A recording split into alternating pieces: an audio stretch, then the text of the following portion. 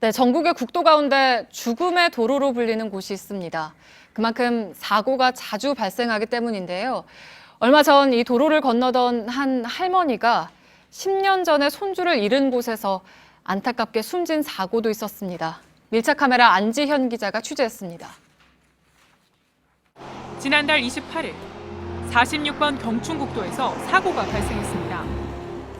맞은편에 있는 버스 정류장으로 건너가기 위해 이 횡단보도를 건너던 70대 할머니는 바로 이곳에서 차에 치이는 사고를 당했습니다. 그런데 이뿐만이 아니라 또 다른 차량을 이곳에서 부딪혔고 이 바닥에 보시면 이처럼 당시 흔적이 고스란히 남아 있습니다.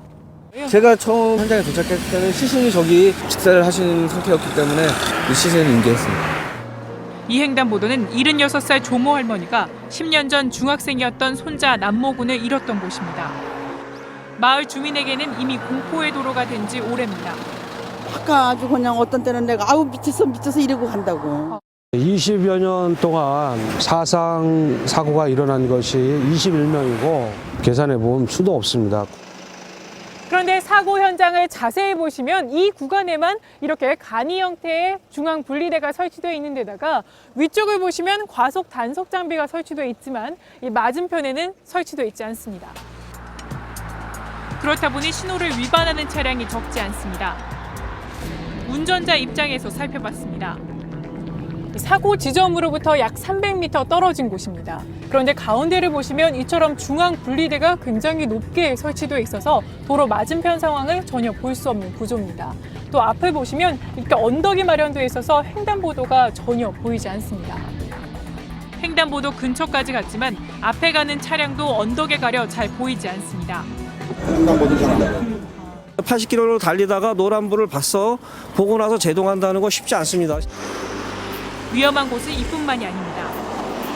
1991년 개통된 이 도로는 춘천시 외곽 우회도로, 일명 잼버리 도로입니다. 그런데 제가 서 있는 이곳에서 약 1km 구간에서 최근 7개월 사이 3명이 숨지는 교통사고가 발생했다고 하는데요. 이 도로는 보시다시피 왕복 4차선으로 일직선으로 뻗어 있습니다. 자기 자신도 언제 또 이렇게 사고를 날지 모르니까 항상 불안해요. 로타리에서 4명 돌아가시고 요 구간에서 4명, 저 너머에서 2명 돌아가시고. 차가 그냥 달려요. 그러다 보니까 사고가 너무 많아요. 방금 지나간 차량의 속도입니다. 이곳의 제한 속도인 시속 80km를 훨씬 넘어선 수치인데요. 제 뒤를 보시면 이처럼 횡단보도가 설치되어 있지만 주변에 어디에 살펴봐도 과속 단속 카메라 등은 보이지 않습니다. 횡단보도가 있음을 알리는 표지판은 없고 가로등도 한 개밖에 설치되어 있지 않습니다. 차량이 정체가 되지 않는 도로예요. 표시가 많이 없어요. 구간 단속 카메라를 설치하는 것이 가장 좋죠. 보행자뿐 아니라 차량 간 사고 발생 우려가 큰 도로도 있습니다. 10년 만에 개통한 경기도 여주의 한 국도. 마을로 들어가는 길은 하나지만 진입로가 높아 마주오는 차량을 보기가 쉽지 않습니다. 지자체와 경찰, 국토사무소 등 관련 기관들이 서로 책임을 떠넘기며 죽음의 도로를 방치하고 있다는 지적이 나옵니다.